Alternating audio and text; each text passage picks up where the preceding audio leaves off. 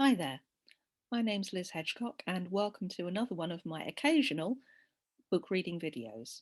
Today I'd like to share a bit from my newest series, which is called The Magical Bookshop. It's a contemporary cosy mystery set in a second-hand bookshop in Charing Cross Road in London, and it has magical elements as well. So if that sounds like your sort of thing, it's a light, humorous read. Basically, it's the kind of book that I decided I would like to read during lockdown, and so I wrote it. If that sounds like your kind of thing, then maybe you'll enjoy this video. So, there are 3 books in the series at the moment: Every Trick in the Book, Brought to Book, and Double Booked. You can see a pattern emerging there. You can see there's a 4th cover as well, and that's for the omnibus edition of those 3 books, which I am going to be releasing at the end of April 2021. So I'm going to read today a bit from the first book in the series, which is called Every Trick in the Book. The 2 main characters in the series are Gemma, who is an enthusiastic assistant, and Raphael, who is the eccentric owner of the bookshop. Eventually, they become good friends, but their first meeting doesn't go quite as well as it could have done. And apart from anything else, poor Gemma's just been fired from her job. So she's under rather a cloud, and that's where I'm going to begin the reading.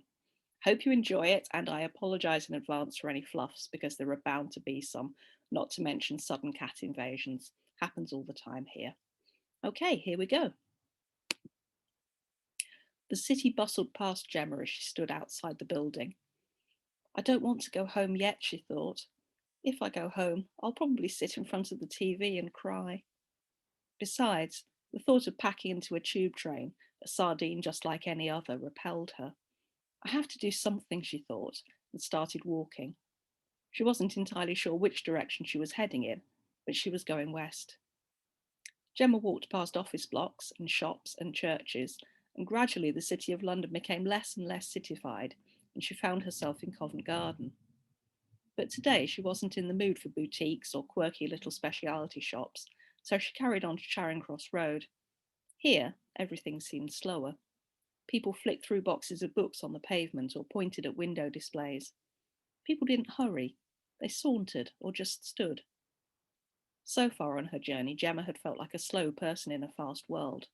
Here, it was the other way round. She wandered down the street, ready to stop for anything that took her fancy. But the people loitering in front of shops and in doorways made it hard to see, and she moved on. Then she noticed a little shop set back from the pavement, like a shy person at a party. She looked up at the sign. Burns Books, it said, in faded gold on navy. Second-hand booksellers. Burns Books, Gemma said, and laughed. What a silly name for a bookshop. In the window were a box set of The Lord of the Rings, a dusty collection of Dickens, and a row of Poldark novels labelled Two Missing. It wasn't so much a display as an apology. Gemma opened the door and went in.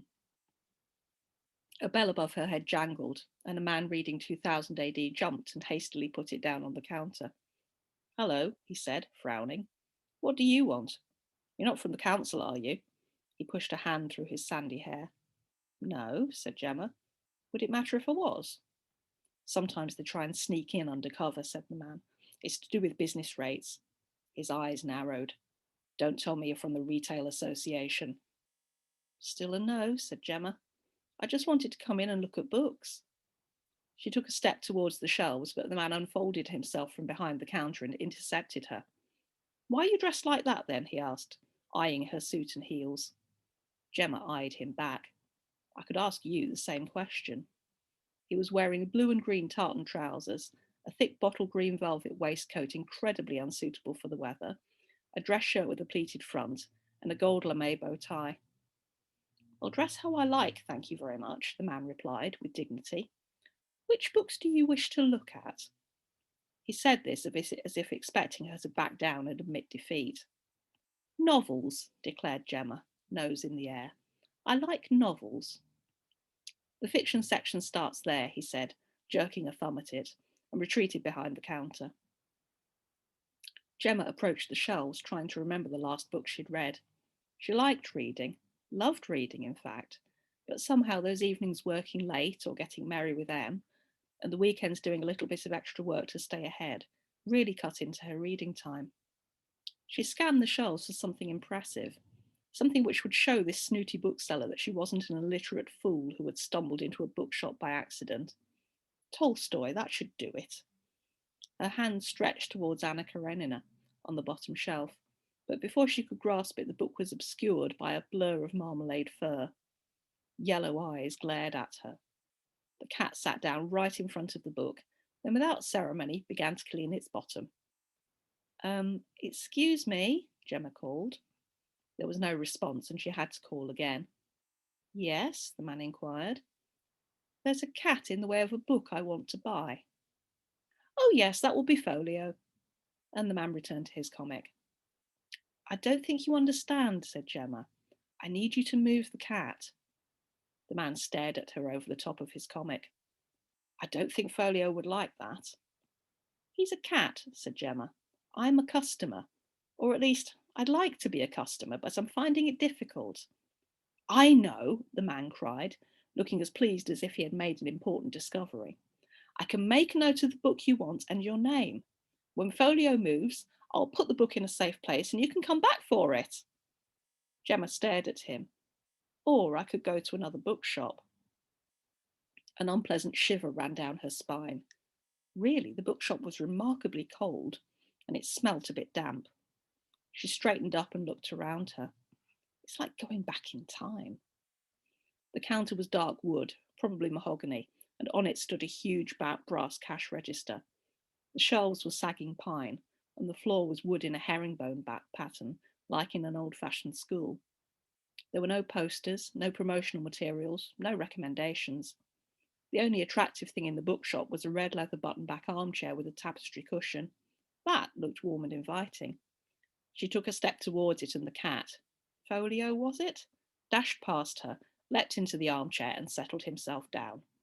What a miserable dump. Gemma bent, retrieved the book and took it to the counter. I'd like this, please, she said. The man inspected it and shrugged.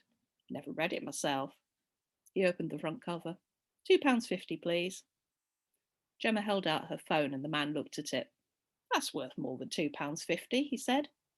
Gemma put it back in her bag and took a card from her purse. The man shook his head again. Good grief, said Gemma, staring. You actually want money? That's how it works, said the man.